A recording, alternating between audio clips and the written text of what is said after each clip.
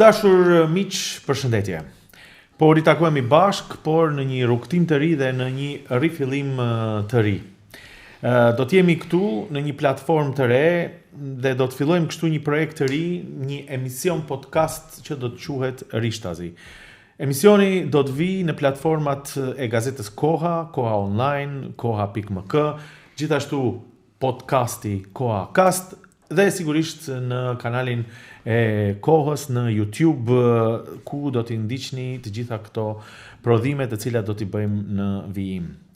Emisionin ndërkohë, këtë rrugtim të ri e kemi quajtur Rishtazi për shumë arsye, por e para është profesionale, sepse janë 6 pyetjet bazike në gazetari që bëhen Rishtazi dhe Rishtazi për të gjetur të vërtetën. Por Rishtazi sepse edhe temat na rishfaqen në vazhdimsi, të cilat do duhet t'i diskutojmë edhe pse ose edhe atëherë kur mendojmë që ato janë e zauruar. Rishtazi sepse nuk duhet ndalur as përpjekja jonë për të çarë këtë zhurmë të madhe që disa herë krijohet në rrjetet sociale dhe në botën virtuale, por e cila do duhet të shtrohet me biseda të cilat gjithashtu kanë qenë të anashkaluara. Do të sjellim kështu pra një projekt të ri, mirë se vini, dhe në projektin tonë të parë fillojmë në një kohë kur në Maqedoninë e Veriut fokusi është e zgjedhjet lokale. Do të sjellim një sër diskutimesh dhe intervistash, por e para është me Ziadin Selën, i cili është këtu në këtë podcast të parë. Faleminderit që je këtu me neve. Faleminderit për ftesën.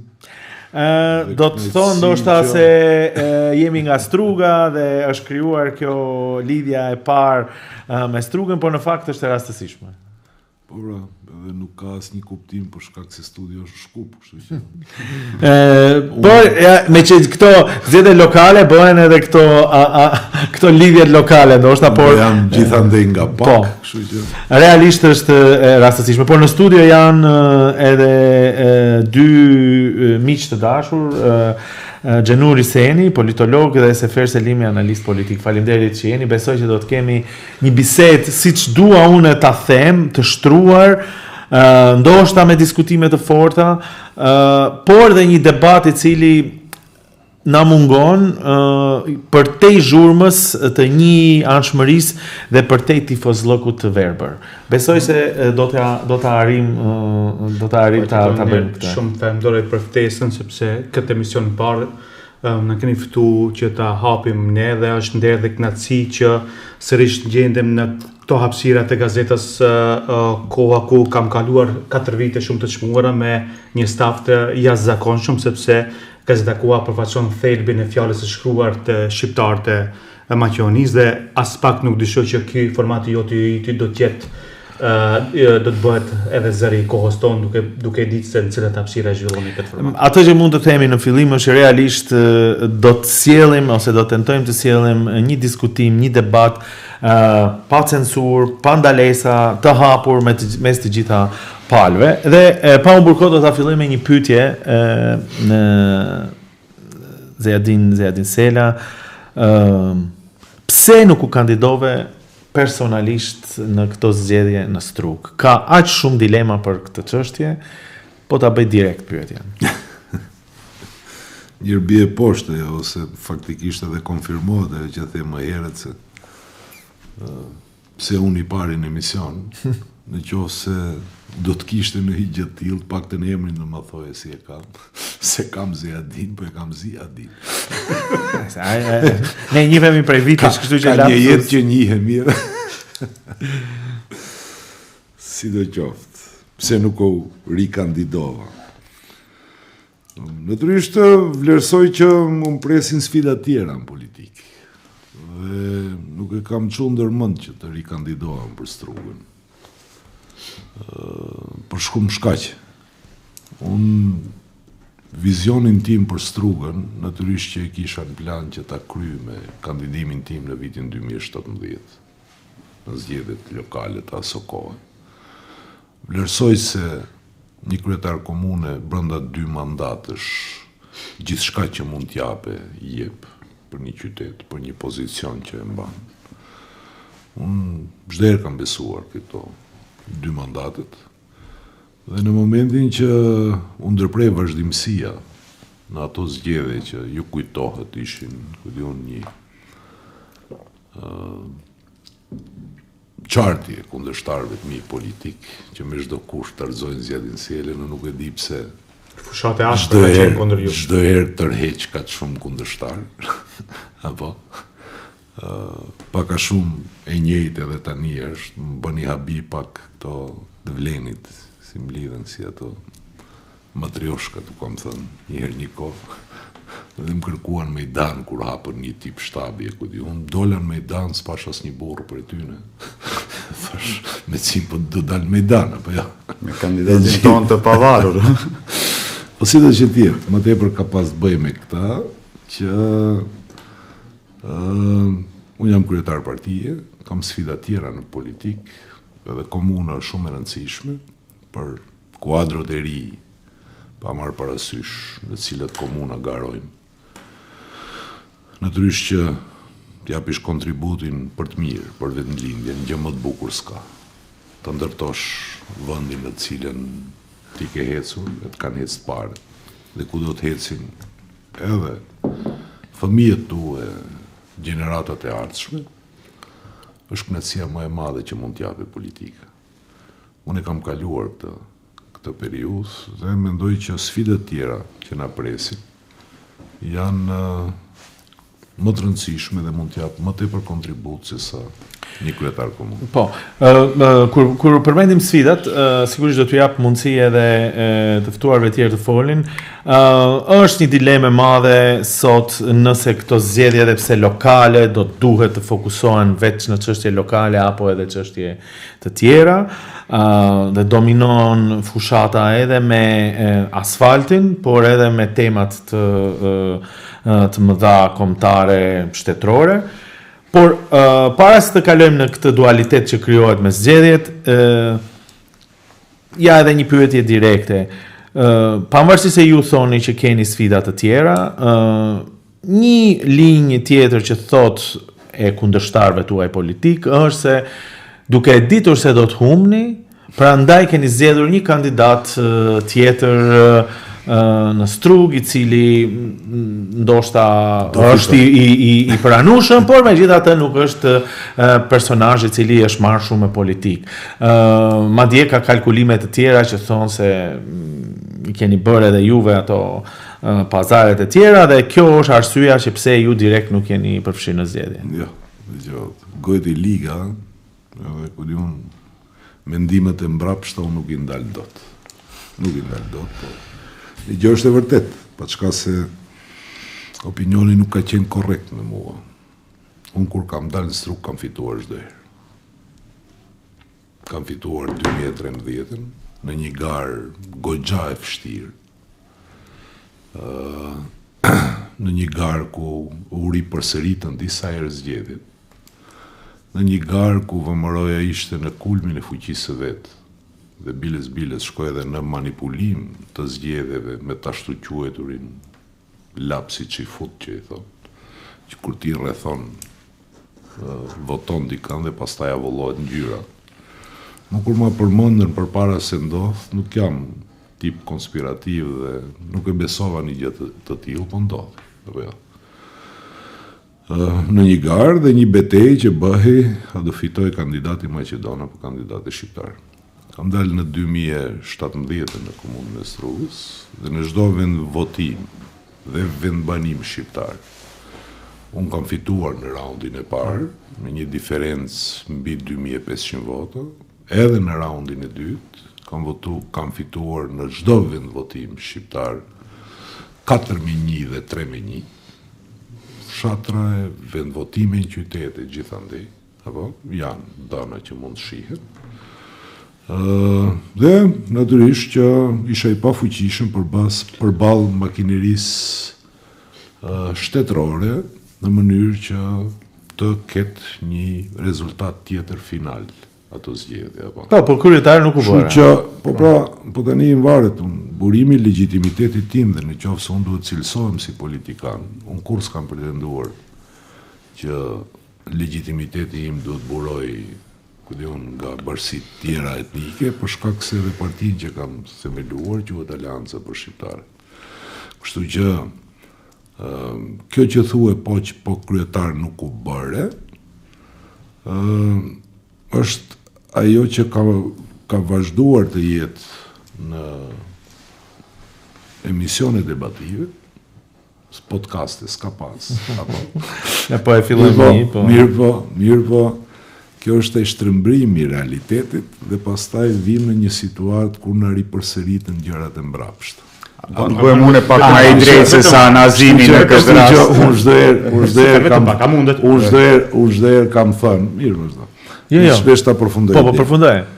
Unë çdo herë e kam thënë që pastaj ka edhe një fakt tjetër. Unë jam kryetari i zgjedhur me më shumë vota në Strug.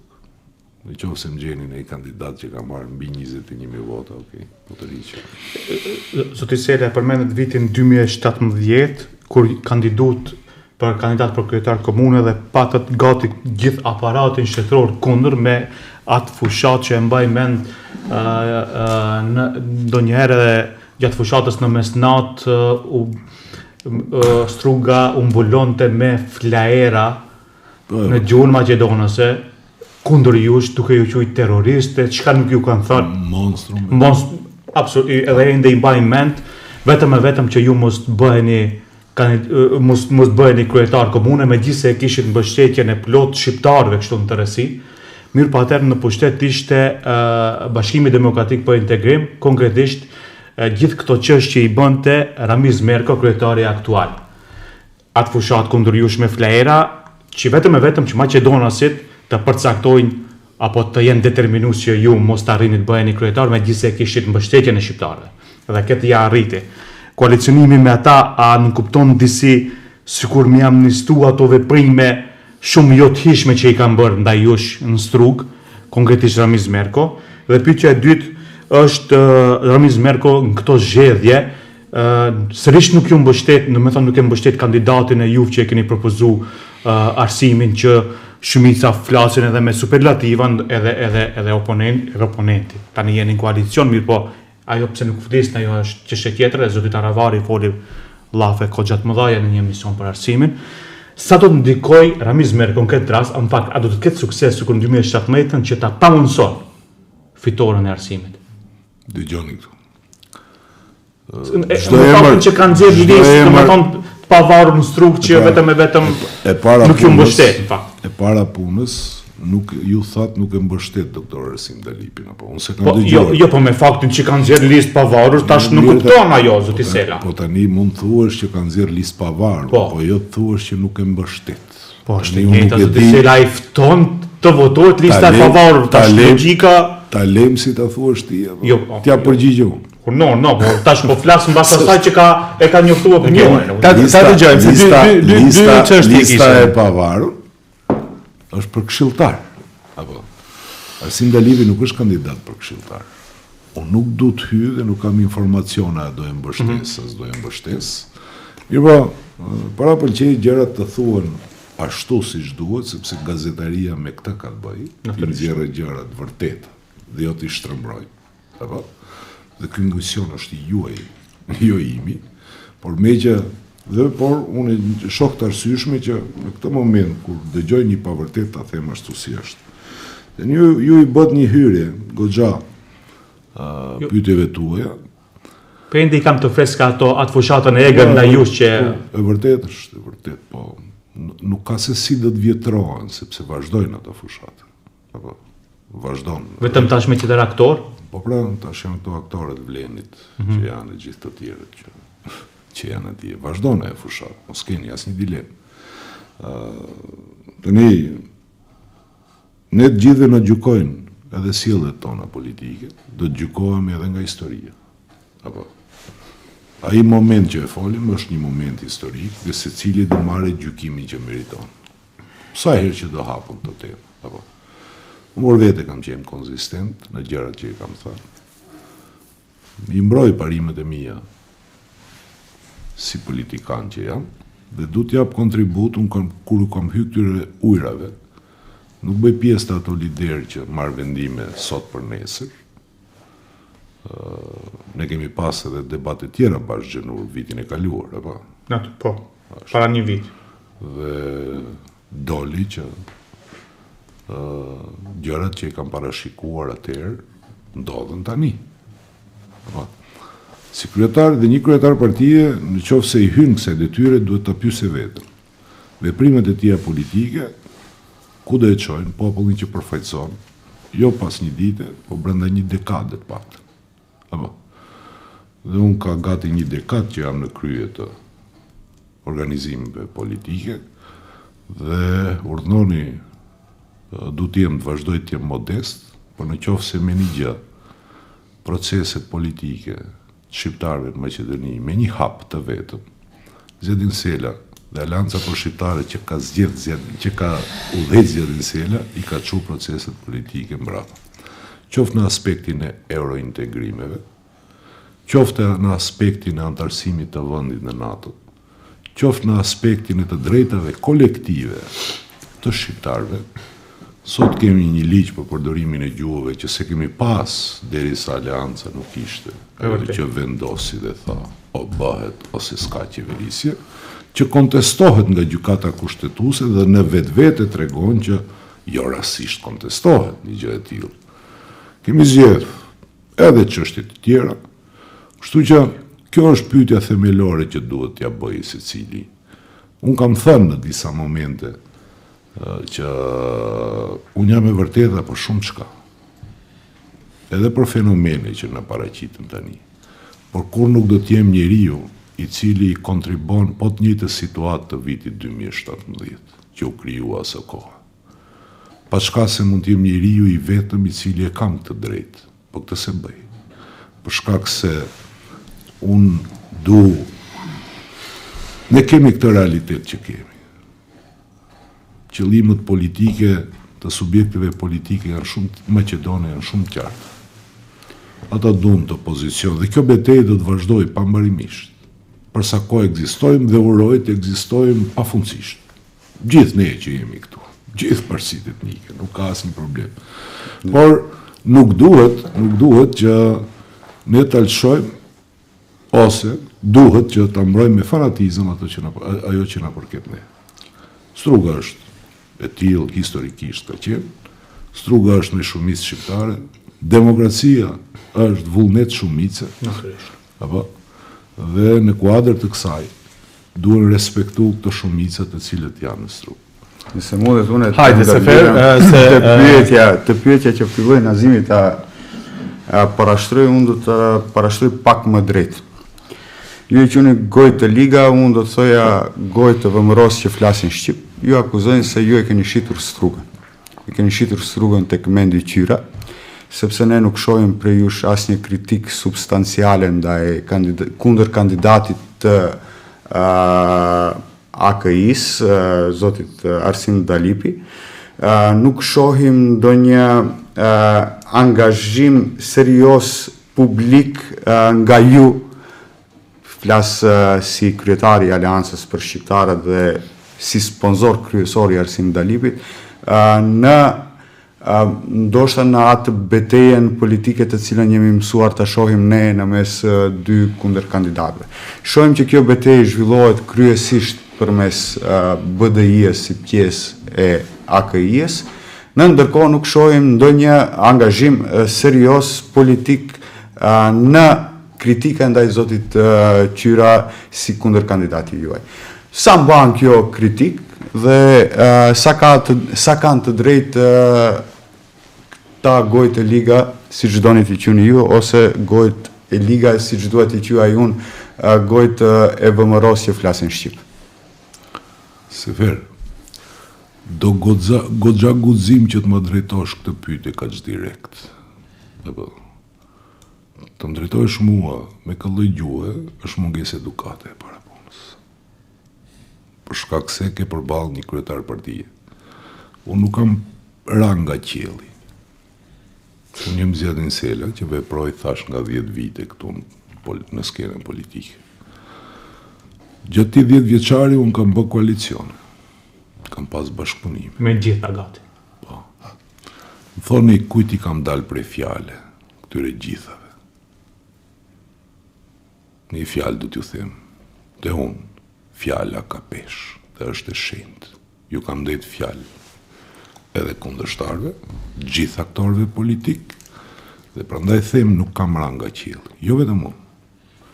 Ju është ai që mihni dhe më shihni nëpër studiot televizive.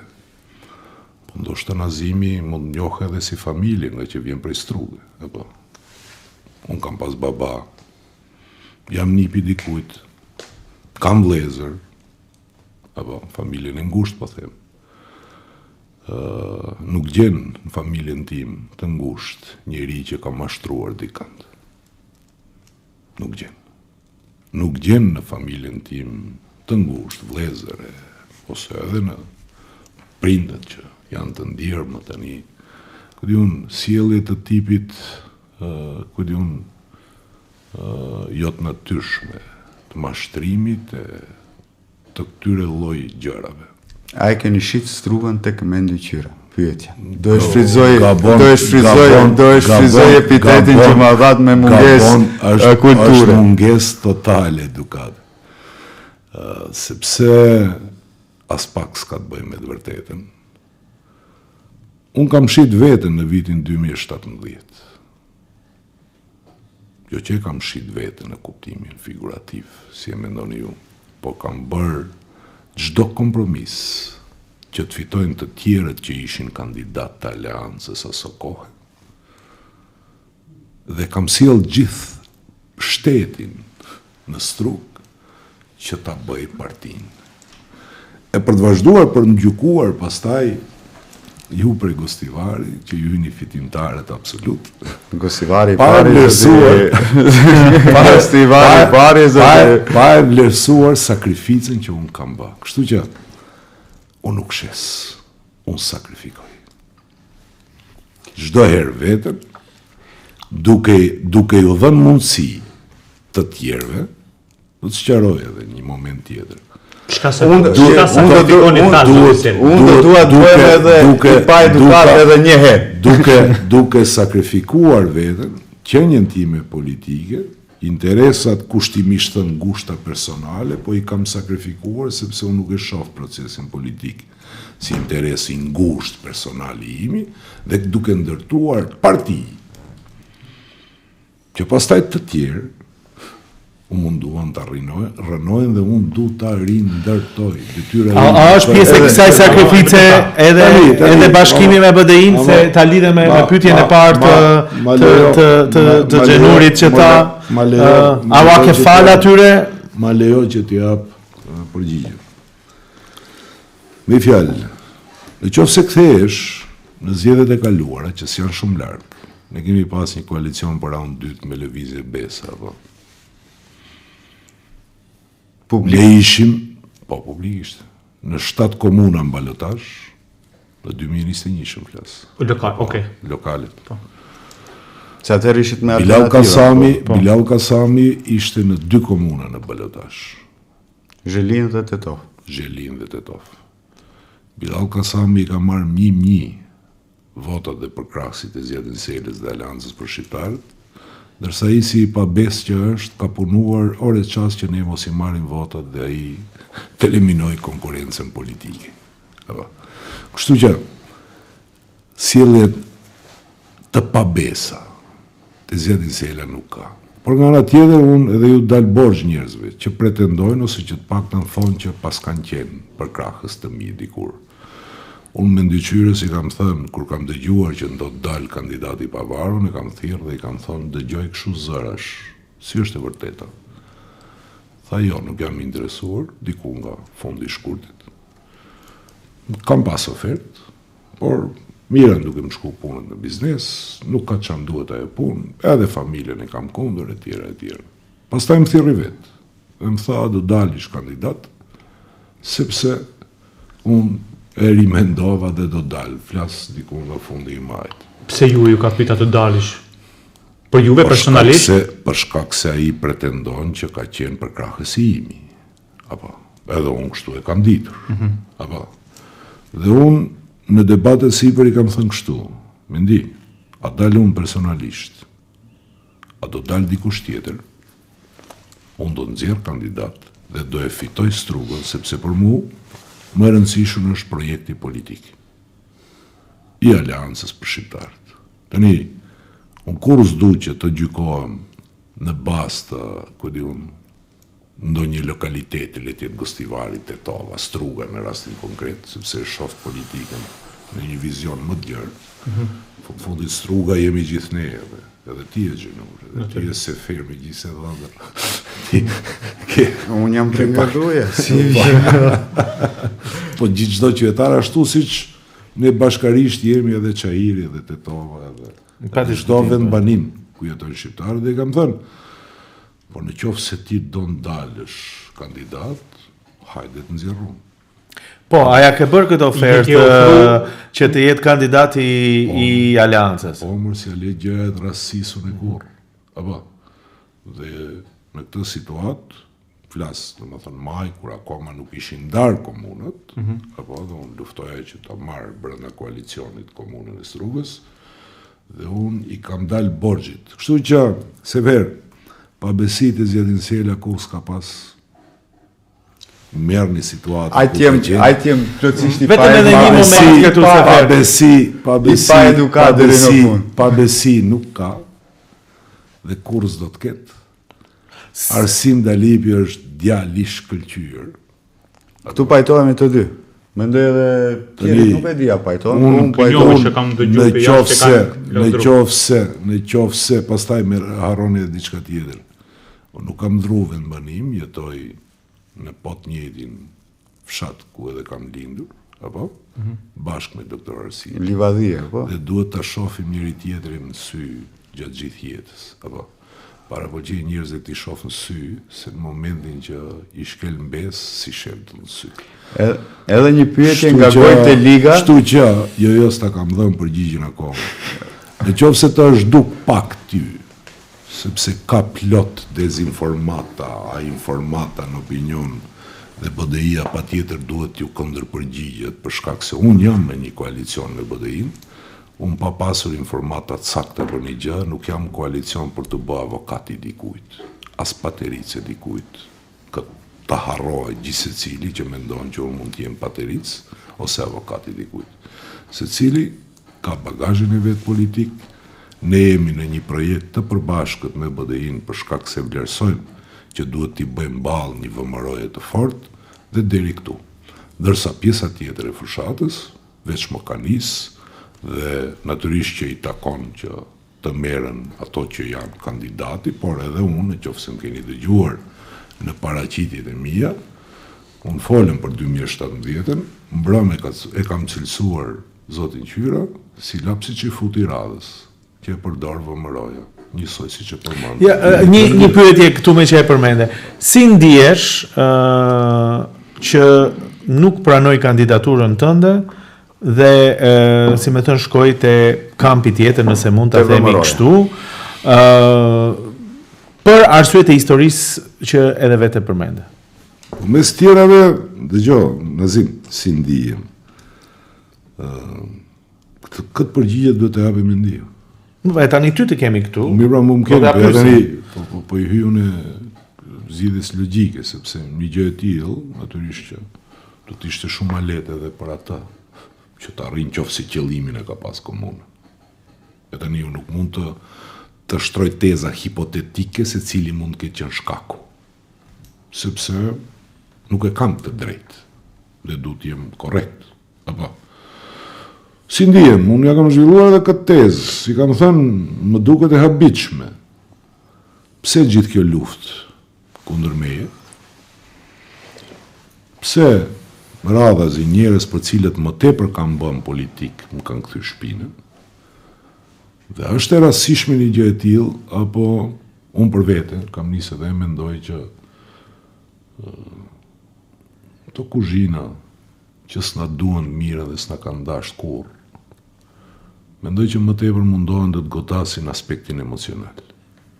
Kur të nisin t'i përpunojnë bashkëpunëtorët, shokët, miqt, nisin avash të kthejnë shpinën, dhe jo si ndihem unë, po si ndihen këta. Proceset politike janë proceset politike, e kam bërë edhe unë vetë. nuk e mohoj një gjë tillë.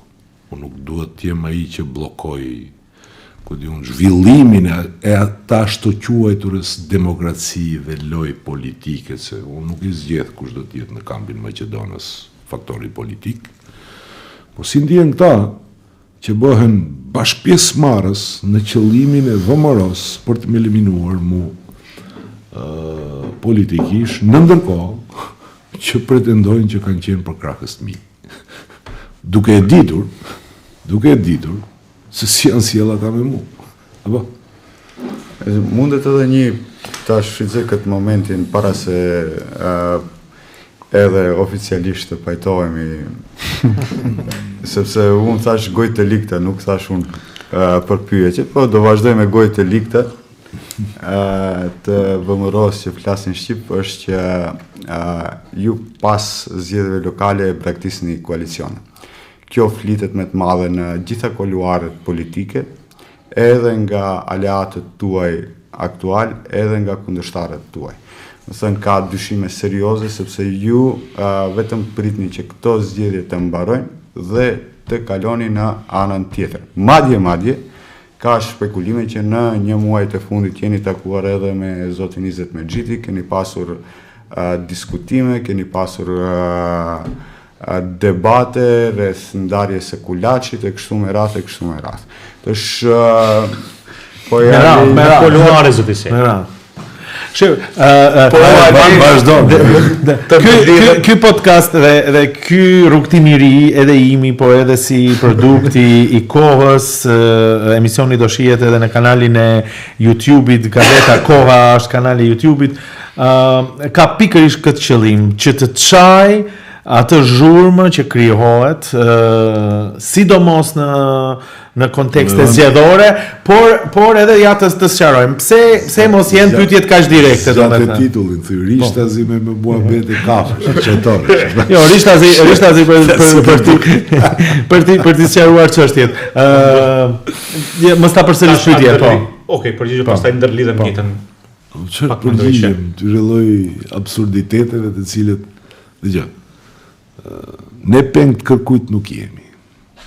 Unë paktën s'ja kam lejuar vetës që t'jem peng I dikujt. Jam vetëm peng I fjalës time, do thënë. Dhe pasojeve që lindin nga e fjalë. Për mua shumë e shenjtë. Kur ti hyn në një ndërmarrje të përbashkët në kuptimin e një koalicioni, dhe kur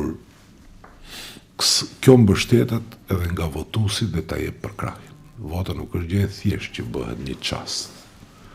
Është një tip amaneti që ta jep votuesi. Ne kemi qëndruar fjalës tonë deri tani dhe vazhdojmë të qëndrojmë fjalës tonë në kuadër të frontit evropian. Apo. Tani ka një koalicion të ri që quhet Aleanca Kombëtare për Integrim. Kështu që këto janë spekulime. A ka pas tendenca për të na futne edhe për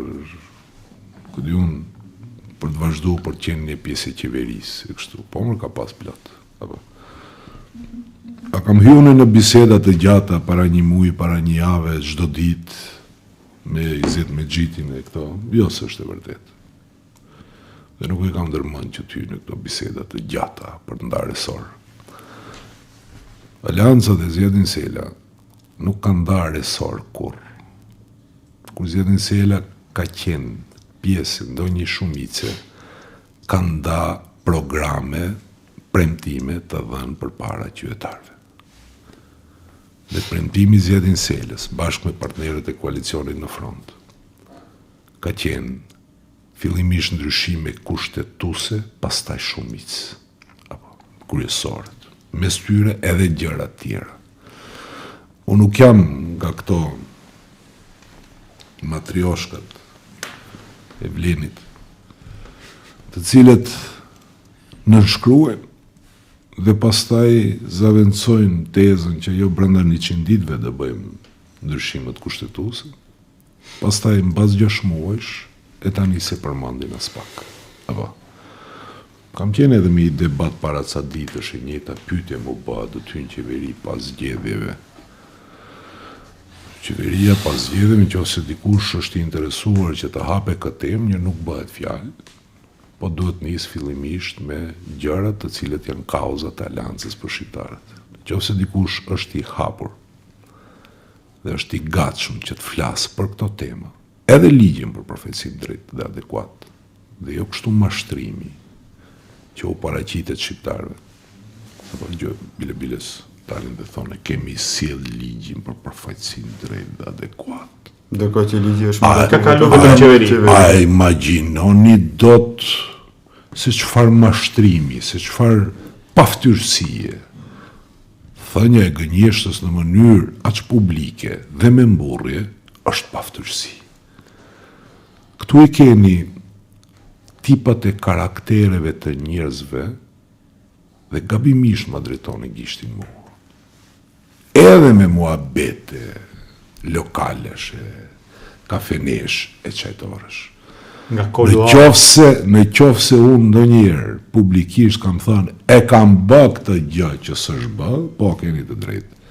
Sepse duhet kesh karakterin e mashtruesit, e njeriu që të shet, e njeriu që të ngul thikën pas shpine, që dalish edhe publikisht pa u skuq as pak, të thuash kam sjell ligj për përfaqësim të drejtë dhe adekuat, ndërkohë pa hyrë në brendin që ligji akoma s'ka kaluar, dhe që në brendin e këtij ligji besoj e dini që s'ka asgjë tjetër veçse betonizohet manipulimi që i bëhet balancuesit.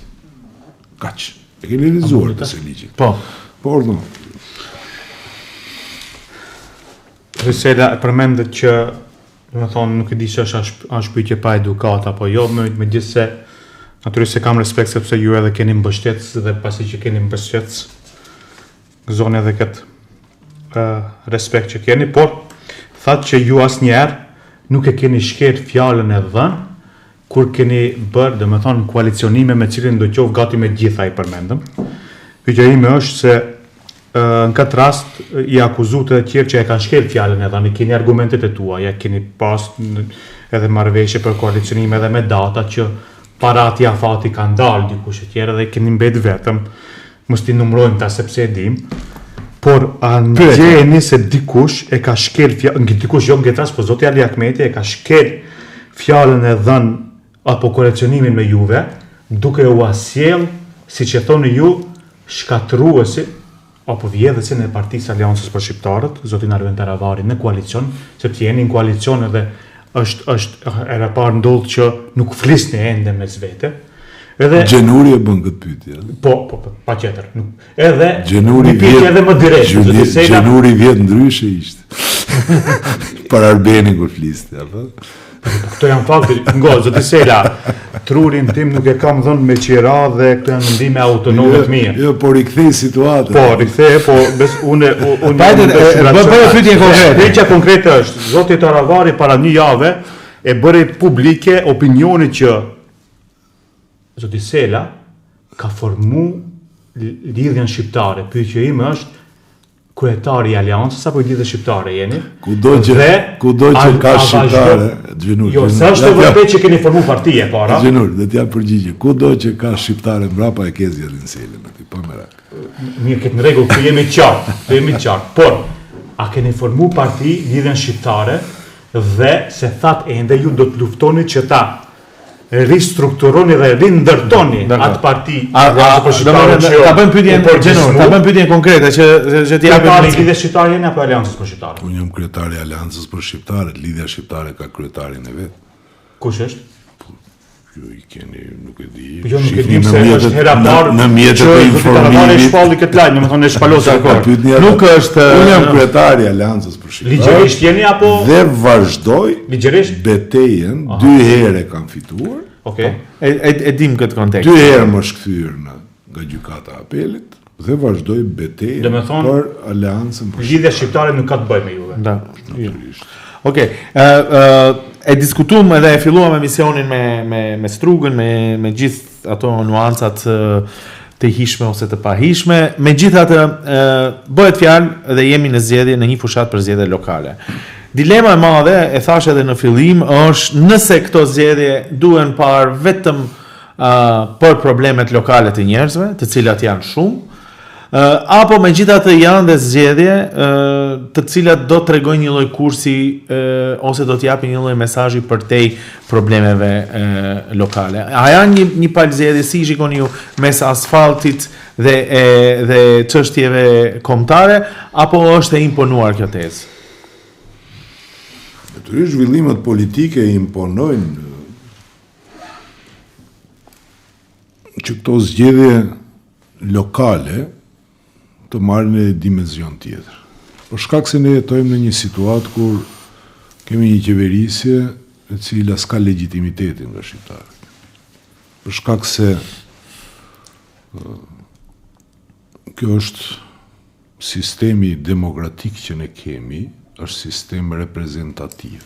Apo qytetari shkon voton kandidatin i cili do duhet ta përfaqësojë nesër në qeveri. Në parlament dhe për rezultat edhe në ekzekutiv. Apo.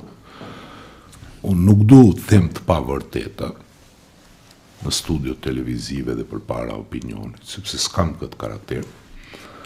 E vërtet është që kjo nuk ka gjetë ndonjë zgjidhje ligjore që të përcaktohet si ligj, po një precedent i krijuar ndër vite po ka pas, ashtu siç ka pas edhe precedent kur edhe shkel ky legjitimitet dhe nuk ka dalë përmbar, po them, dhe u ripërsërit pikërisht nga njerëz të cilët unë edhe sot e kësaj dite po t'i pyesish për diçka që s'ka shkuar ashtu siç duhet, thonë po fajin e ka po dëshaja se hyni në 2006 në qeveri 20 me gjiti, këtë e kishte përgjigjen më të qelluar sa herë që fliste për ndonjë dështim ose për ndonjë skandal politik që i ndodhte BDI-s. Edhe një po i njëjti bëri këta. Tani, tempon e zgjedhjeve lokale dhe qëllimi një tempon, po në tregon edhe Kristian Mickovski. Deklarata e një kryeministrit vendit, të tipit që unë këto zgjedhje du të shkatroj këto ose atë subjekt politik, natyrisht do duhet na vetëdijsoj ne, sepse shpesh herë në vetëdia i flet gjërat dhe qëllimet reale që i kanë, duhet na vetëdijsoj ne që vërtet janë zgjedhje përtej vetëm dimensionit lokal.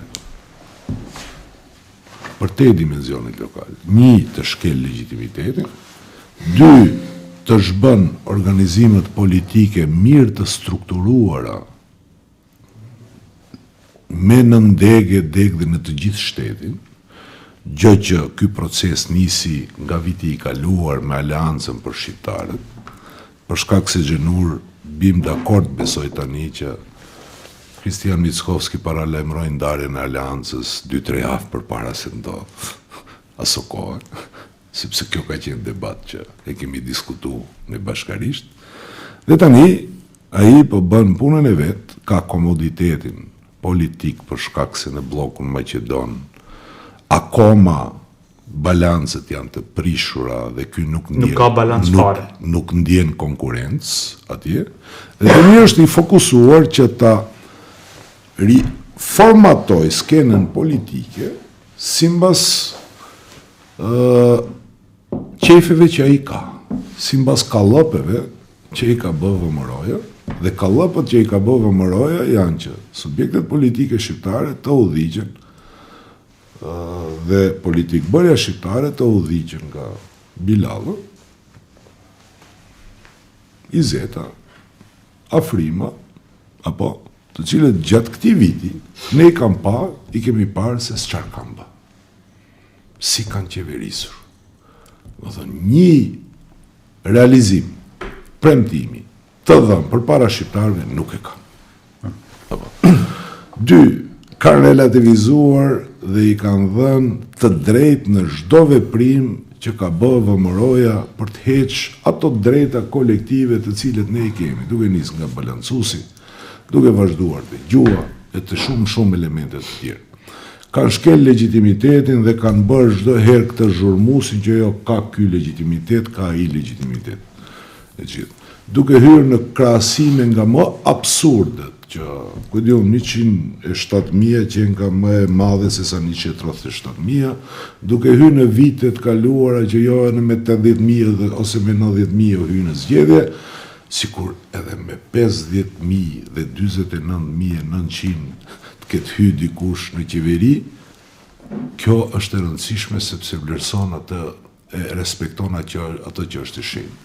Vullnetin e shumicës dhe jep vlerë dhe motiv nesër shqiptarit që dalë votoj sepse është mesazhi që ti i zgjedh përfaqësuesit e tij. Me fjalë të tjera, këto lloj dimensioni ja jep edhe VMRO-ja tempon dhe për këtë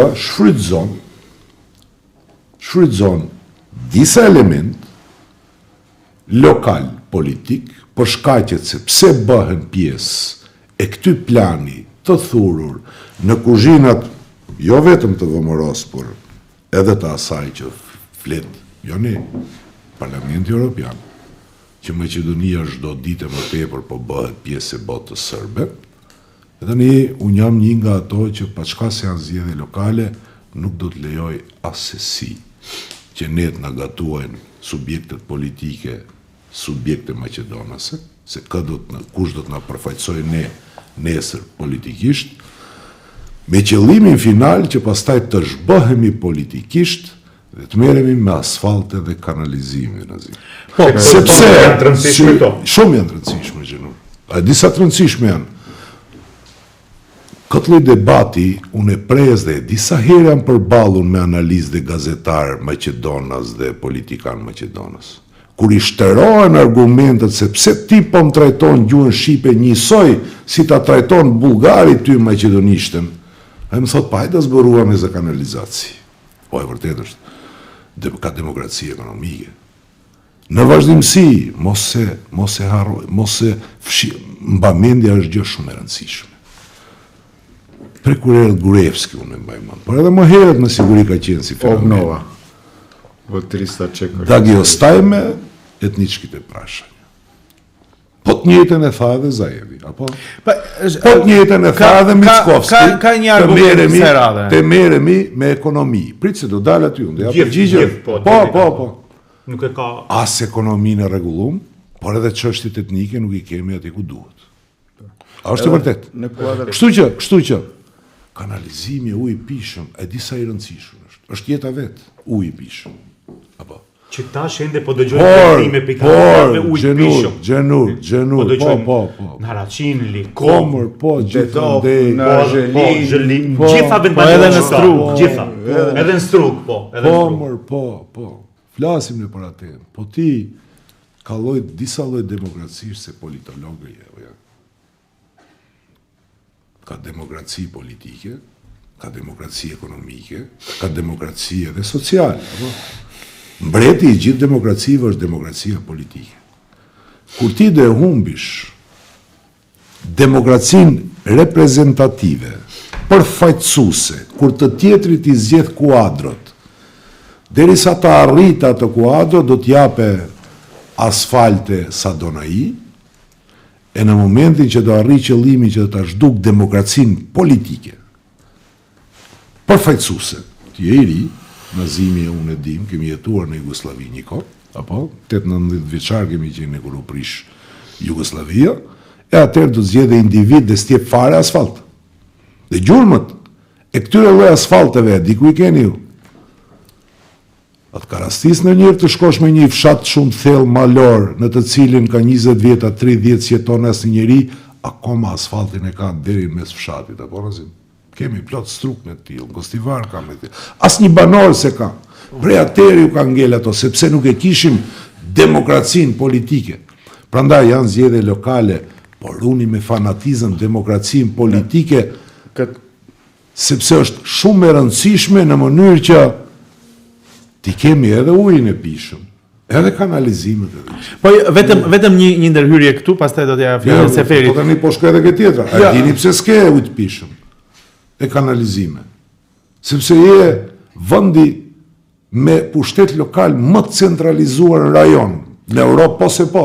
E kush të bën centralizuar? Kryetari i komunës Jo demokracia politike, Po këtu ka një Unë jam Izet Mexhiti, unë jam Zjadin Sela. Po Unë s'jam Izet Mexhiti. Ka një kundër argument për këtë, sepse unë kontribues për sa Zoti Sela. Që në rregull ka qenë, ke dëgjuar një them që në rregull ka qenë. Dakor, atëherë se këtu të pajtohemi se kur I pyesni njerëzit edhe në shumë sondazhe për problemet cilat janë parsorë, çështjet e politikave të mëdha nuk dalin përpara dhe nxemrimi I madh I qytetarëve është se për këto 20 vjet ata që kanë pas pushtet në fakt nuk I kanë bërë siç duhet edhe çështjet lokale, ujiti, kanalizimi, sepse nuk është që shqiptarët ose partitë shqiptare nuk e kanë pas pushtetin aq të fuqishëm që mos t'i rregullonin në këto 20 vite këto çështje. Prandaj dhe del kjo çështje tani, siç edhe e tham se nuk mundemi ta anashkalojmë faktin që për këto 20 vjet mund të ishin bërë shumë edhe për asfalt, edhe për kanalizim, edhe për çështje të tjera. Po se fer. Jo, unë do doja vetëm të korrigjoj Nazim sepse nuk është e vërtetë se nuk dalin këto çështje kombëtare. Po sërish ke shqiptarët. Ke shqiptarët domethënë çështje kanalizimeve, bekatonkave dhe mbeturinave është çështje ditësore. Çështje kryesore është zhgënjimi I plot me këtë strukturë që pretendon të përfaqësojë shqiptarët, ku kanë lejuar që të shkilet dinjiteti, ku të kthehemi prapa thuajse në të gjitha segmentet në të cilat kemi pasur sadopak, modestisht apo në mënyrë të paplotësuar ndonjë përparim si kolektiv, si komunitet shqiptar në Maqedoni, kemi kthim prapa, kemi shkelur me dy këmbë, qoftë në aspektin gjuhësor. Domethënë kemi anatemim të skajshëm të gjuhës shqipe ku mundet dhe si mundet. Kemi nuansa të shovenizmit ndaj kulturës shqiptare në gjitha aspektet, qoftë në aspektin ekonomik, qoftë në aspektin politik, qoftë në aspektin kulturor. Kemi një në përkëmbje të plot në aspektin e përfaqësimit. Domethënë kemi një strukturë të politikanëve shqiptar që janë vendosur në mburoj të përfaqësimit shqiptar që absolutisht nuk ka asnjë sens për këto çështje. Bile jetojnë në një realitet paralel, do të thoja unë.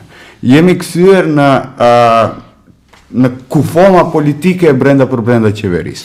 Dhe në gjitha këto, unë pajtohem me zotin Selaj që thotë që këto çështje nuk janë vetëm këto zgjedhje nuk janë vetëm zgjedhje lokale. Madje unë pajtohem plotësisht që këto zgjedhje janë referendum politik. Mund qeshish Xhenur sepse kanalizimin mund ta lëshosh, mund ta bësh nevojën edhe jashtë unë këtu jemi kanali për ta pyetur edhe se Adini unë kam mësuar pandemisë vetëm ka artikuluar më herë mendimet nuk është ta përmbylli Xhenur ta përmbylli pastaj 20 vjet kanali hapur 8 herë kemi preshë mos ki merak, vetëm ta përmbylli. M'fal, vetëm për ta përmbylli. Do të thënë, unë kam të qartë se këto do jenë edhe ju do ta merrni mbështetjen e shqiptarëve në këtë referendum të zgjedhjeve lokale. Për mua çështja është si do të detyroni një Kristian Mickovski, I cili ka 65 deputet maqedonas, cilët bashkë me Znamin përbëjnë shumicë të plot, legale, jo legjitime, në parlament. Si do të detyroni, sepse ai tashmë nuk ka gajle se cilin shqiptare fut edhe nxjerr prej qeverie. Vetë shqiptarët tonë e zhbën argumentin që shqiptarët duhet të jenë pjesë përbërëse shtetformuese e kësaj qeverie. Si do të detyroni ju që pas zgjedhjeve lokale këtë referendum ta përktheni në zgjedhje parakoshme ose në ndryshim të sistemit politik në fund ditës. Në 100 ditën e qeverisë, në qoftë se më ke ndjek, çfarë kam thënë? Cila ka qenë thirrja ime publike? Kam marrë fjalën aty dhe kam thënë që i ftoj në zvim të qeveria, i ftoj të gjithë vlenën që të vinë dhe të bëhemi bashkë në një front, që të ndalim të keqe dhe këto plane që I kanë Karshinesh, VMRO dhe PMN-ja, dhe bota serbe, duke kamufluar gjithçka që e thonë me BDI. Kjo ka qenë thirrja ime. Dhe kjo nuk bëhet për shkak se unë ku di unë luj politikash dhe du e di që ato s'do dalin, por shkak se pambarimisht në Maqedoni, e kam zhvilluar si tezë edhe në debate tjera televizive. Pambarimisht në Maqedoni, si rezultat i zgjedhjeve do prodhohen dy momente. Një balans ndërmjet partive politike maqedone, që është LSDM-ja dhe VMRO-ja, dhe në këtë rast ne kemi komoditetin që të negociojmë dhe nxjerrim sa më tepër nga programet, nga premtimet, jo nga resoret e ministrisë, apo dhe një moment kur ky balans do të jetë shumë ky do të jetë i prishur dhe diferencë shumë e madhe ndërmjet njërës, në rastin konkret është VMRO-ja, dhe përgjigja në këtë rast është një vetëm një, unifikimi i faktorit politik shqiptar. Kjo është i vetmja formë kur ti nuk i kontrollon dot numrat apo. Në qoftë se faktori politik shqiptar bëhet bashk, jo 65, edhe 85 le t'i kenë. Sepse e kuptoni o njerëz shpesh neve dhe në ndeja me Nazimin i kemi bisedu këtë gjëra. Po çdo ndodh në qoftë se edhe ato bëhen bashk. E kur bëhen dy bloqe, tema që do diskutohen është sistemi. Apo, edhe lokal. Edhe mungesa e kanalizimit dhe ujrave, që vjen për shkak të, po Nazim, ti e din që unë kam paguar 3 vjetë që kam qenë kryetar komune, gypat e azbestit që janë dhrunohër. 2,5 milion euro mi ka marrë me forcë pushteti qendror, a investimi ishte bënohër. Apo? Po. Megjithatë, do thot me i fjalë, këto lloj situatash duan këtë lloj përgjigje. E vërtet është unë bi dakord me konstatimin tënd. Atë bën përshtypje mërgjenore, Nazim, kur Maksim Dimitrievski del dhe të thot, a i shif tash s'kan flamuj në për tavolina këto përfaqësuesi shqiptar. A na bën në përshtypje kur del, ku di një hiq atje, dhe thot, pa tjetër të folisht i maqedonisht. Ja po s'flas, edhe çka. Në fund të këtij podcasti, secilit i kujtohet të tregoj se si duhet sillesh ti. Më irrituese. Se qasja e kaluar skandal. Fal, Xhenur, po. Një mirast e ke. Kur ka pas pushtet absolut tash. Dëgjoj, qasje më ofenduese se do të bëj edukatën. Maksim Dimitrievski. Këtë unë që koeficientën e inteligjencës nuk e di sa mund të ketë. Dhe ai çdo ditë ti thot, ose do përmisohen këta, ose unë... Ma i mund thot qatë dosh, po flamura shqiptare ende po pse nuk e thu, o Xhenur, po pse s'thot i zeti e në qeveri, o unë, o ai. Kjo është përgjigje. Kjo është përgjigje. Ka një tendencë të rritet nacionalizmi. Shqiptarët për nacionalista, mos e jemi nacionalista. Ka një tendencë të rritet nga nacionalizmi i tyre. Nuk më la ta mbaroj në fund. Kishte edhe një shprehje të famshme për Haraçinën pikrisht, që ne sa ka me federalizacija, sa ka me kanalizacija. Aq sa o bëni në Haraçin kanalizimin Zoran Zaevi, aq dhe o bëhe edhe Mickovski. Kjo është ka një tendencë që në këto zgjedhje ta demanton atë çfarë thotë që referendum se Haraçinas e kanë Baçevi, do të thela, nxënësit e Haraçinës kanë mësuar në pandemi. Shkolla, do me thonë kanalin e hapur. 8 herë është shpreh shirit se do ta mbyllet ai kanal, 20 vjet i hapur. 20 vjet. Dhe është jashtëzakonisht shumë e rëndësishme se fe. A më shoni Zaevi me Zaevi ushtunë. Ambole unë jam të bëj atë shëri Zaevi. Pse thu që tash nuk duhet të shëri. Po jo nuk duhet të shëri. Rregulluaj, po pse? Kush e thotë? Po ti po thotë është më kthesh më çështjen e kanalizimit për të asaj që qytetarët janë lodhur dinjitet. Me patemi. E rëndësishme është edhe ajo punë, kush thotë që është e rëndësishme. Ama ajo punë nuk rregullohet duke dalë dhe duke ngatruar borxhin me decentralizimin, o Xhenur. Në platformën dhe programin e Aleancës për shqiptarët të thuhet decentralizim i mirëfillt i pushtetit në aspekt fiskal, por edhe menaxhim me territorin e komunës në gjithë territorin e saj, jo vetëm ku ka urbanizëm.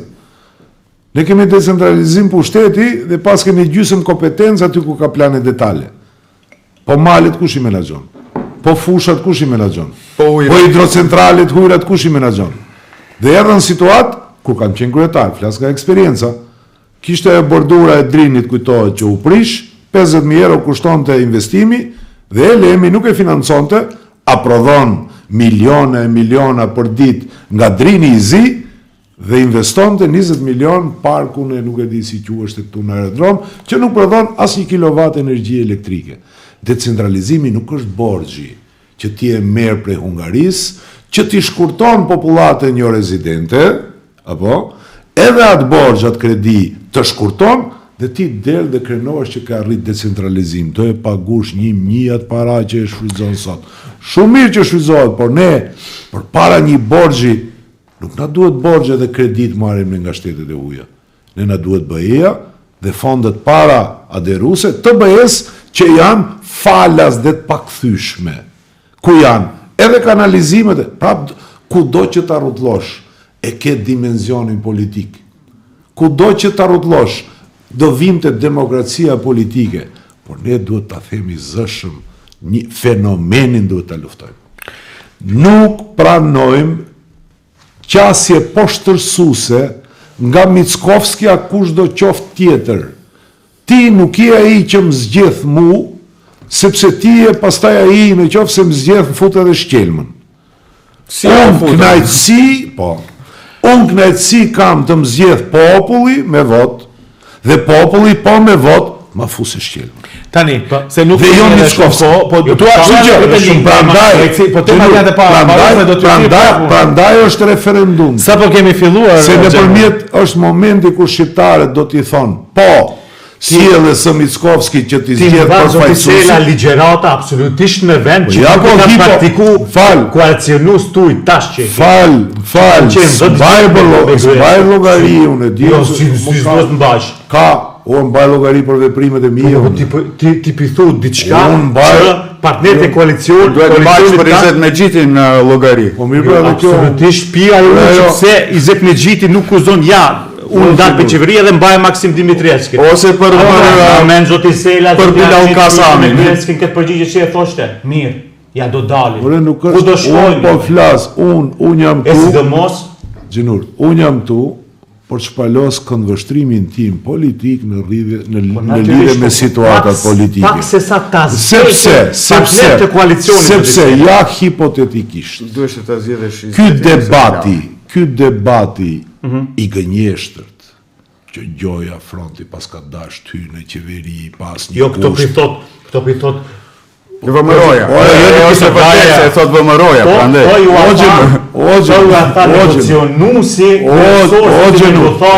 Që keni pas në koalicion. Ai fakto. Ai ka thonë shumë senda, ai ka qenë ka të drejtë, ato janë thënë tani këto gjëra. Hipotetikisht i ka thënë këto zoti se. Jo, unë jam pjesë aty koalicioni në raportimin. Në raportimin që është dhënë në koalicion, është thënë që ato kanë kërku që të hiqet dorë prej kryetarit parlamentit, zoti tha që është përgjigj në asnjë mënyrë. Kam pyet këto edhe tjerë dy përfaqësues që kanë qenë, ato kanë thënë i qëndrojmë asaj që thotë krye negociatori. Kaq. Asgjë tjetër s'ka. Unë flas për çfarë më është raportuar mua. Po ja si njëndër këto.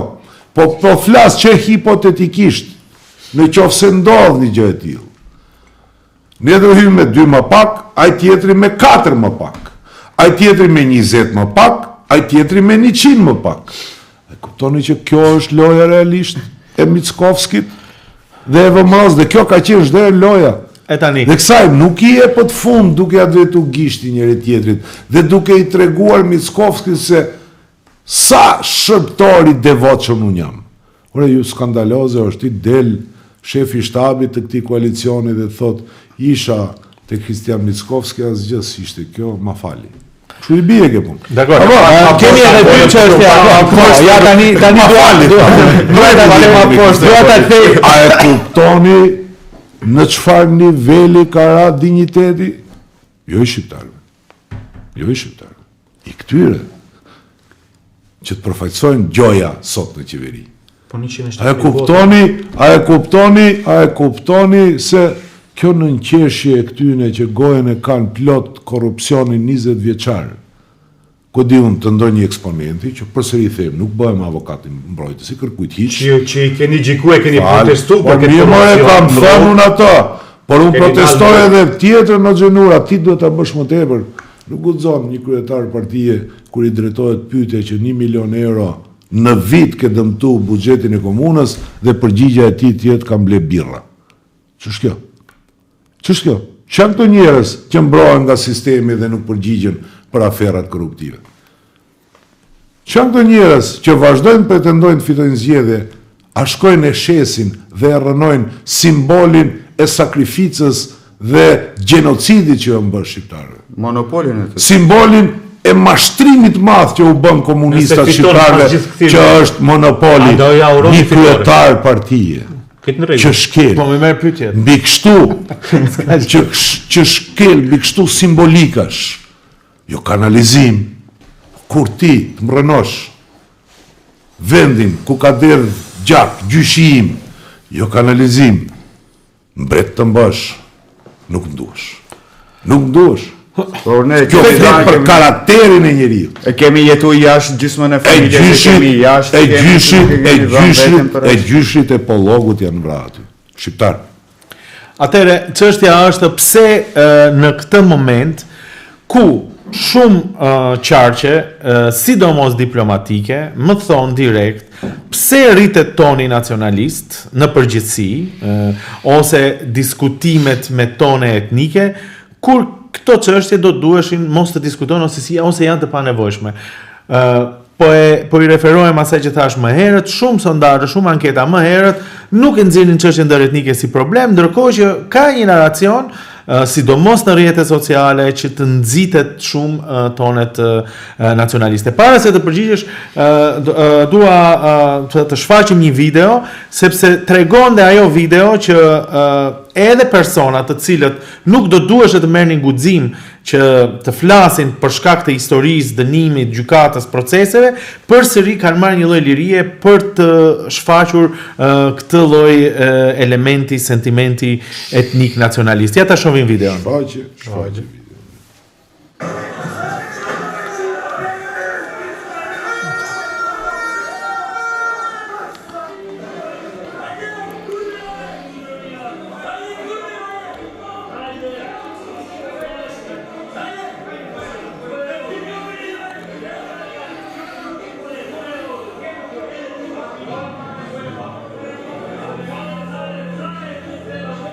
И да знаеш дека сегде ќе победи Влен.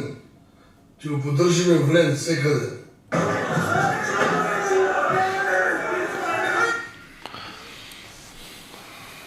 Pra, jemi në transmetim, pra është një personazh i cili është i njohur, quhet Qoseto, i cili ishte pjesë e 27 prillit dhe tani del dhe hapur mbështet një subjekt politik. Sigurisht ato janë momente personale, individuale, secili mund të thotë çfarë të doj, por nxit atë elementin nacionalist. Pyetja ime për të tre është, po një herë për zotin Sela, pse ky naracion ndërkohë që nuk do duhej të ekzistonte, sepse para zgjedhjeve nuk ishin temat dominante nacionaliste ose etnike, por ishte korrupsioni, ishte keqeverisja, dhe tani po thuaj se pas 2 viti përsëri del ky element. Gabime ke pyetjen. Ky njeri duhet të jetë në makinë, duke u vozit, apo duhet të jetë në qeli, në Idrizova dikun tjetër. Kjo është pyetja esenciale që duhet bë. Nuk di e ka mbaru dënimi ky. Gjenur e ka mbaru. Ka qenë burg tash.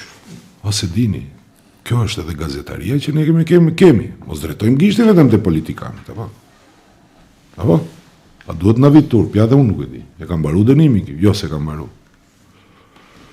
E ne flasim për korrupsion, sepse një sistem i korruptuar e lëshon këtë në rrugë. Dhe kjo është videoja e parë. Ky ka muaj që flet me kështu videosh.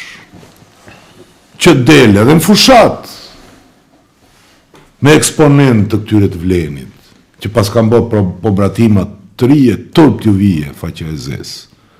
Me eksponent. Dhe ti në zim thua mu që pastaj këta qenë nga vetëm zgjedhje lokale, më unë pyet. Yes. A mund tjetë emocion? Po, është emocion. Po, unë askund nuk e them që politika s'është emocion. Në qoftë se politika s'është emocion, bëjmë djella politikan e kryetar partish edhe s'na duhen emocione, apo? Po ku do përfundojmë? Kështu që pyetja esenciale nuk është kjo. Pyetja esenciale është më vetë paraqitja e tij në rrjetet sociale, si njeri i fort, që si bën dot kërkush dhe vazhdon kërcënon. Apo? Për çfarë sistemi drejtësie do flasim ne? Se ne mund këti ka ardhur në pushtet këtë kryeministët dhe Silshon Pidori, dhe ky është vetëm një nga ata. Po të tjerët, po të tjerët, po të tjerët. Ka lëshu zagarët në për teren. Tani, pse del kjo çështje? Dhe ta se duhet ta përmbyllim. Jo. Tash ne po rrit kemi retorikën nacionaliste. Jo, atmosfera është e tillë. Atmosfera është Nazim që jemi qartë. Askund unë nuk kam thënë që VMRO do ta zhbëj. As LSDM-n, as një subjekt. S'është e drejta ime kjo. Bërën dhe shbërën e subjekteve politike e bëjnë subjektet, e bëjnë qytetarët. Unë askund s'kam thënë që gjuha maqedone duhet hiqet nga kushtetuta. As një shqiptar nuk thot që ta heqim balancusin.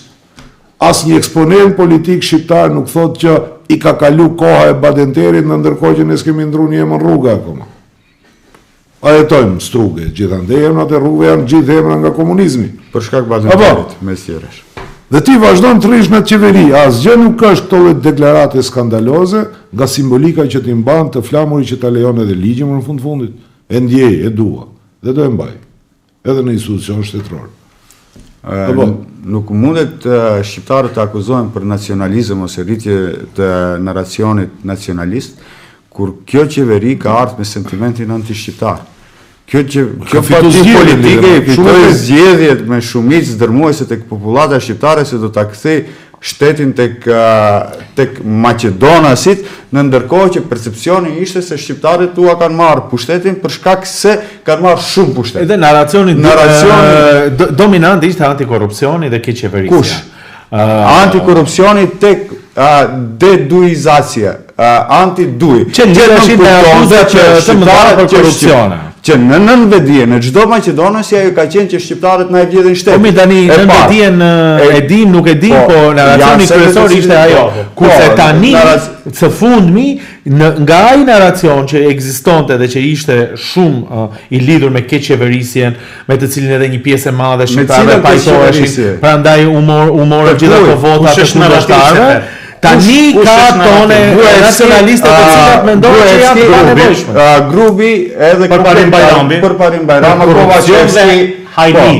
Edhe ti do të më thush mua, të mbindish mua që një kryeministër për një pallati me 30 milion euro që kushton, i cili pallat është ndërtuar me pare ilegale, të cilën e ka vërtetuar gjykata, një kryeministër që ka një orë 60.000 euro në dorë, një kryeministër që prej profesori u bë multimilioner, do ma luftoj korrupsionin dhe do më tregoj mua se dikush ka hyrë në politik i pa korruptum edhe ka dalë milioner, ka hyrë pa pare, pa e dimë çfarë folnive, e dimë cilën e mbroni ju. Ju mbroni një klasë politike, po kushdo që ta mbrojë atë. Është një klasë politike që ka vjedh 20 miliard euro në privatizim. Ka hangër djersën e babës tanë, djersën e babës sim, djersën e çdo qytetari këtu. Është një klasë politike që edhe kur i ka lanë këto të BDI-s, vjedhin i ka lanë me përqindje, 20%. Si me Badente.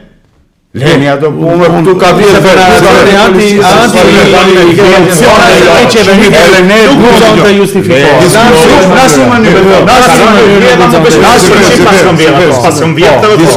Diskursi që mban po më pëlqen, por nga ana tjetër më duhet ta shpreh edhe këtë. Ne nuk duhet që të legalizojmë sjelljen e klasës politike shqiptare. Asnjë moment. Por, është shumë e vërtetë një gjë. Nuk duhet me qenë as qyqar që të merremi vetëm me shqiptarët, se po u morëm me shqiptarin nuk prek kush, se po u morëm me këta, ta të marrim qafë. More shumica e politikanëve shqiptar kanë vjedhur qytetarë shqiptar, kanë marrë haraç prej qytetarëve shqiptar, jo prej institucioneve. Korrupsioni më i madh është andej. Sidomos korrupsioni, apo? Se nuk flasim për këto elemente. Po, është e limituar ta ndal mikrofonin. Unë nuk isha i përgatitur për videon që ti do e nxjerrësh. Po, nuk e dija që do të ketë një video të tillë. Ama ka ditë që e dëgjoj, dhe them, çfarë paftyrësie, çfarë mesazhi, dhe ky kryeministër dhe kushdo eksponenti i qeverisë del dhe fol mu për reforma në gjyqësi. Për reforma në gjyqësi më flet ky, del ai për ditë dhe argëzon të gjithë tezat. E shokët e tij, ama ai është mbrojtës i kushtetutës sipas kualifikimit të kryeministit. Ustav në branitë. Pyetja që lidhet, sepse nuk bën pyetje dhe nuk i ka të drejtë. Jemi në kohë zgjedhje, por nuk i bën pyetjet për zgjedhjet. Megjithatë, në linjë të kësaj bisede, ku sigurisht ju po thoni që dominojnë çështjet e tjera, nuk janë vetëm thjesht zgjedhje lokale, e vërteta është edhe ti e pranove që duam ose nuk duam shqiptarë dhe Maqedonas dhe të tjerë jetojnë në këtë vend. Në këtë kontekst, si do t'i ndërtojmë urat? Ose çfarë parashikimi keni, çfarë do ndodh pas këtyre zgjedhjeve, sidomos në qoftë se kemi një situatë ku, siç po sugjeroni, koalicioni ku ju bëni pjesë mund të fitoj zgjedhjet lokale. Çfarë do të ndodhi skenas politike dhe si do ndërtohen ura me palën maqedonase ku përsëri parashikohet që fituesi dominant do jetë VMRO-ja. A do të hyjmë përsëri në një cikël diskutimesh etnike dhe nuk do t'i jepen qytetarëve një perspektivë për një të ardhme më të mirë? Jo, të gjithë parametrat flasin që Aleanca Kombëtare për Integrim do i fitojë këtë zgjedhje. Nuk do i ndihmojë as ndihma e VMRO-t DPMN-s. Cili do të jetë, pastaj duhet më thënë edhe një gjë ashtu siç është. Faktori politik shqiptar nuk ka qenë refuzues ndaj ndonjë subjekti politik maqedon. Duhet më thënë këtë. As kundër multietnicitet. Është shumë e vërtet atë që thaje që ne përsëri këtu bashkë, po e thash edhe unë më herët, ne bashkë duhet jetojmë dhe bazuar ke kjo e ardhme dhe ke ajo që duhet jetojmë bashkë edhe pas zgjedhjeve lokale, por edhe pas parlamentare, por edhe pas qeverive, ne nuk guxojmë që t'u tregojmë vendin, as na tregojnë dhe as t'u tregojmë vendin bashkëqytetarëve tanë. Ne kur ngrejmë tema për gjuhën, askund nuk themi që jemi kundër gjuhës maqedone. Përgjigje që marrim janë në qoftë se doni të flisni, ku di unë shqip, shkoni në Shqipëri. Apo. Ajo gjuhë është fol këtu edhe kur ka qenë në Shqipëri. Apo. Kjo tokë me shqiptar ka qenë edhe përpara se t'jenë këto kufi mbas 1913-s, prej atëherë kur janë përcaktuar këto kufi. Po pa dashur ty në tema dhe një konferencë që kontestojmë edhe ne si shqiptar, edhe Maqedon si Maqedon, apo? Po okej, janë tema tjera. Po janë të tjera tema. Hapin debate të tjera, e vërtet është që ne duhet të vazhdojmë të jetojmë bashkë, por ne duhet mirë kuptojmë njëri tjetrin. Ne duhet të kuptojmë që vota është sovranitet. Sovranitet është vota. Nuk mjafton vetëm thuash, unë jam sovran, jam shtetformues, jo më jo. Vota është qytetari. Zgjedhjet janë një rifreskim i sistemit çdo 4 vite. Ti me votën tënde, me sovranitetin tënd, të pavarur, ti vendos se kush do të përfaqësoj. Me fjalë, vota është edhe fusha, edhe mali, edhe shtëpia, edhe fëmia, edhe kanalizimi, edhe gjithçka. E para që do ndodh është të respektohet ky sovranitet. Dhe pas zgjedhjeve ne këtë presim, të respektohet sovraniteti i shqiptarve, ndryshe përcaktojmë atë territorin se ku unë duhet ta shpreh legitimitetin tim, votën tim. Se për sa kohë unë shpreh me votë për krahjen të dikujt, dhe ti nuk e respekton, unë s'pas kam territor, kot dal votoj. Dhe ky është fenomeni që në plana fatgjat ne mund ta ndodhë që unë mundova ta shpjegoj për ju më ktheni nga e kaluara. Këto lloj natësh vetëm aty do na çojnë në zhbërje. Këto duan faktori politik Maqedon, nuk flas për Maqedonasit e thjesht ose turqit ose të tjerët. Duhet gjend gjuhë përbashkët edhe pas zgjedhjeve. Gjuhë e përbashkët pas zgjedhjeve, di cila është? Gjithë nga 2001 Nazim, cila është edhe në 2001, cila ishte krye fjala e faktorit politik Maqedonës kur silli marrëveshja e Ohrit? Karakteri unitar i shtetit. Dhe në çdo paraqitje këtë e thon politikanët Maqedonës, ta ruajmë karakterin unitar shtetit. Ose Sela do në ndaj shtetin e gjithë. Jo po e ndan Mickovski shtetin. Se karakteri unitar i shtetit është edhe objektiva strategjike të përbashkëta të qytetarëve, të shprehur nëpërmjet reprezentëve të vet, deputetëve, dhe në këto dokumenta strategjike, një ishte NATO edhe mirë që u përmbyll, dy është BE-ja, apo? A është interes strategjik i yni? Në qoftë se ti e stagnon këtë proces, ti ke nda qytetarët. Në mbi 90% shqiptarëve që janë për BE, dhe dikur rreth 60% të maqedonëve që janë kundër BE-s. E atëherë ku do shkojmë? Te BE-ja apo te Moskva? Te bota serbe më afër. Vetëm me një përmbyllje. Kështu që to janë temat reale që duhen diskutuar. Se pastaj Ato kanë pas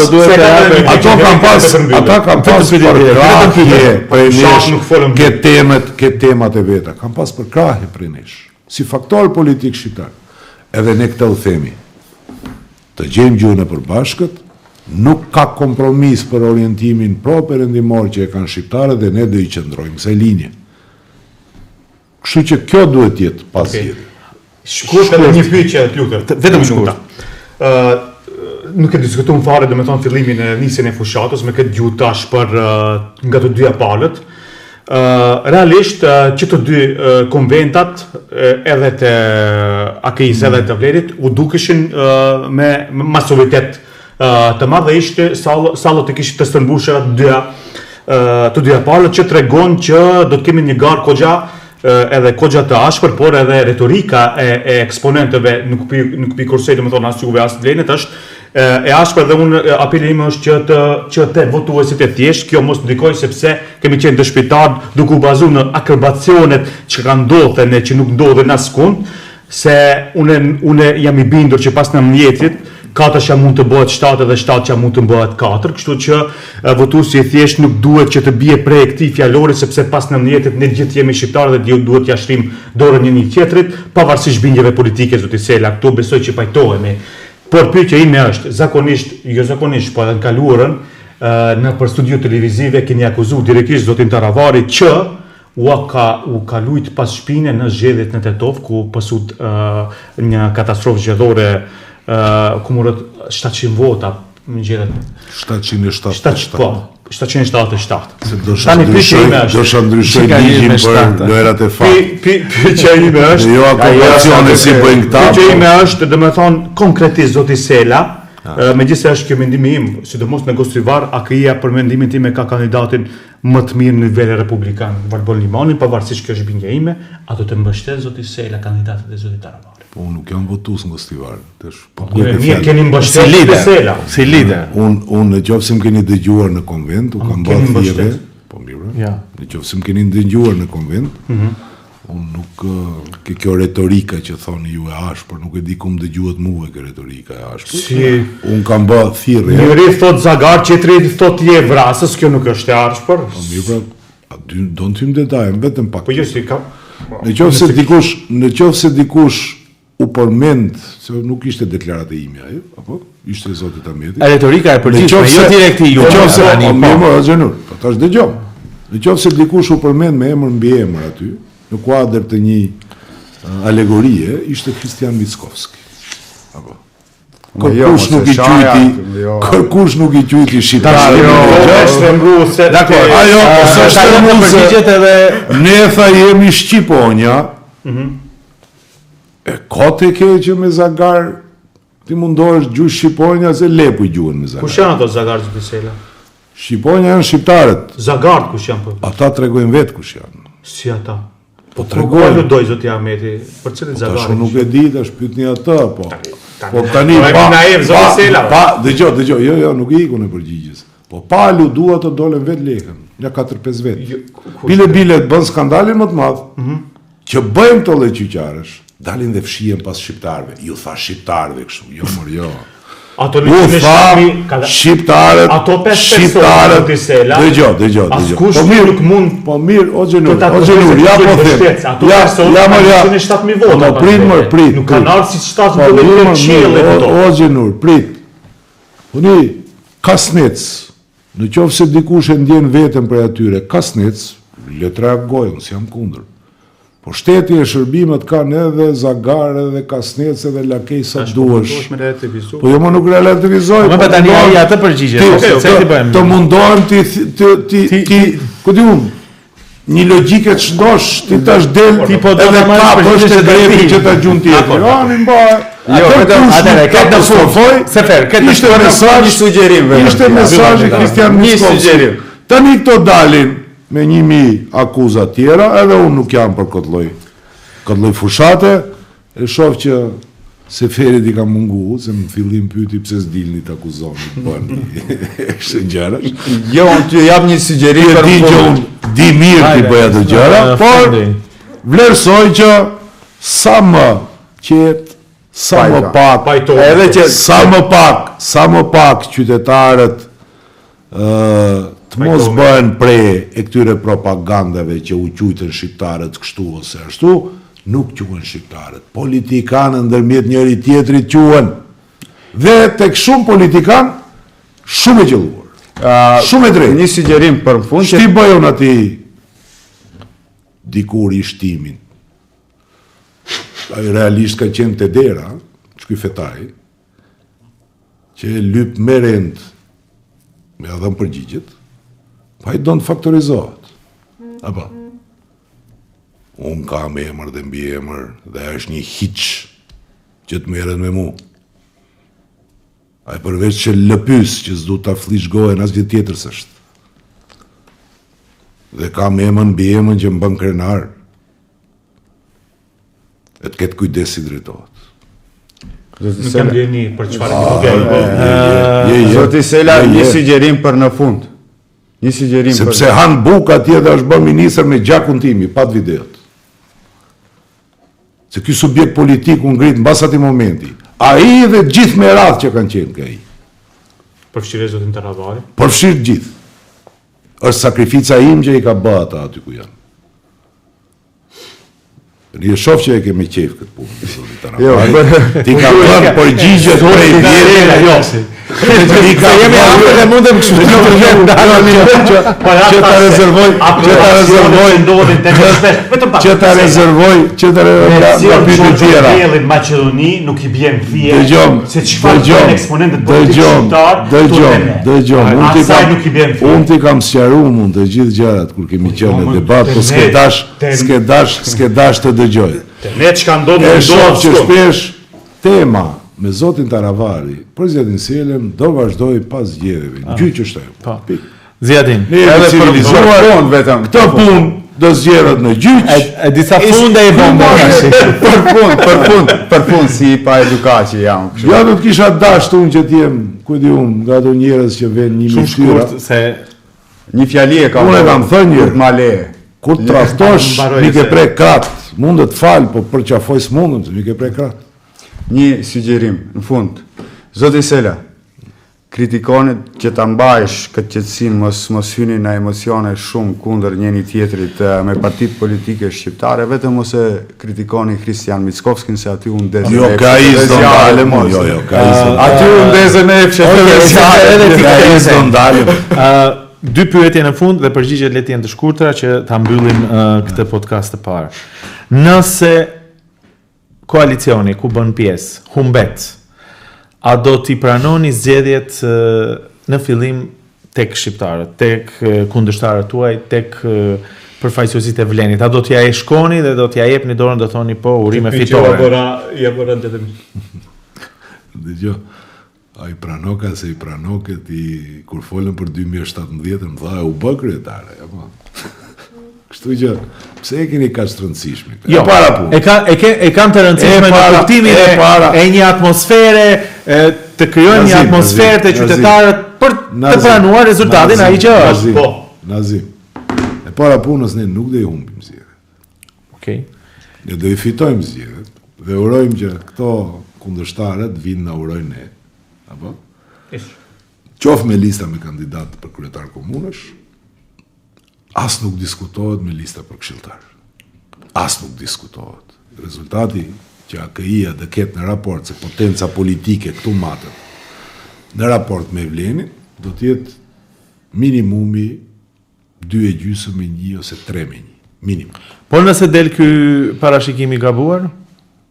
Ti tani në mënyrë hipotetike. Po, pra në mënyrë hipotetike, absolutisht. Nëse del e vërtet, a ka vend më Vlenin qeveri? Atëherë do të ketë zgjedhje të parakoshme? Po, natyrisht, sepse ne kemi harruar një element shumë të rëndësishëm, stagnimin e eurointegrimeve. Ndryshimet kushtetuese, të cilët tani mos janë kusht bullgar, por i Bashkimit Evropian, që duhen vazhduar. Tani në këndvështrimin tim, se secili ka mendimin e vet, unë mendoj që një formë janë zgjedhjet parlamentare, apo? Dhe menjëherë pas zgjedhjeve të ndryshohet kushtetuta dhe të vazhdojmë rrugtimin për MBE, po një formë tjetër është edhe të nisin ndryshimet kushtetuese menjëherë pas zgjedhjeve, dhe paktën kjo perspektivë nuk duhet ndërprep, aq më tepër që tani jetojmë në një situatë goxha të rëndë të zhvillimeve gjeopolitike. BE-ja është edhe gjeopolitik dhe ne patjetër se duhet jemi në sferat e interesit të Bashkimit Evropian dhe Evropianëve dhe jo në sferat e interesit të Putinit ose Vučićit e dikujt tjetër. Atëherë krejt në fund, se lidhet shumë me këtë përgjigje, a e shihni të mundshëm koalicionin me VMRO-DPMNE-n? Po thoni se do fitoni në kuptimin e asaj se nëse ndodhin këto situata që ju i parashikuat, për momentin ka një ashpërsim mes VMRO-s dhe Aleancës Kombëtare për Integrim, i dëgjuam retorikat i përsëritet. Në qoftë se ndodh kjo që ju thoni që AKI-ja fiton dhe do të provokojnë zgjedhje, a mendoni që ka ura të mjaftueshme? A mendoni që është e mundur që VMRO-DPMNE të bashkëpunojë, të koalicionojë me AKI-n?